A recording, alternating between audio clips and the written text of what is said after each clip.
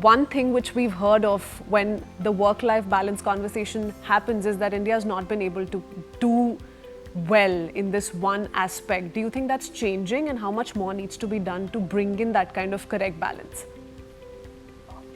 So I would look at it in two ways. One is that you are working in a very structured organization, and so therefore there is a log in, log out, and so we know when I come in, when I go out, which was the discussion which was happening earlier.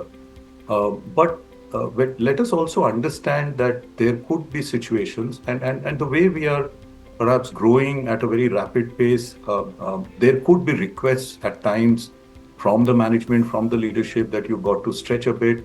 The caveat being that such requests shouldn't become a habit, shouldn't become a regular thing. That is when the burnout starts happening for the employees.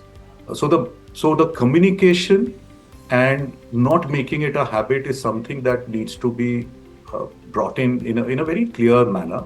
And that is where I think employees then really stretch when it is required to be stretched. They will work on the weekends also, right? I mean, we know such organizations where it is all about ownership. Right? Jasveer's company, for example, just about such a small company, I'm sure they all love their company. They love Jasveer, they'll stretch out, they'll go beyond 10 p.m. and whatever.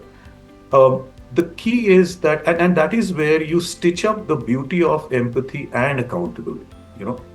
It's about the way you really build the whole organization, and which is what Aparna touched about. The critical point is the kind of culture that you're bringing in, and culture definitely starts from the top. Your way of leading matters. So how you conduct yourself, how you yourself work. Do you yourself stretch, or you're partying and the team is slogging? There is a disconnect then there.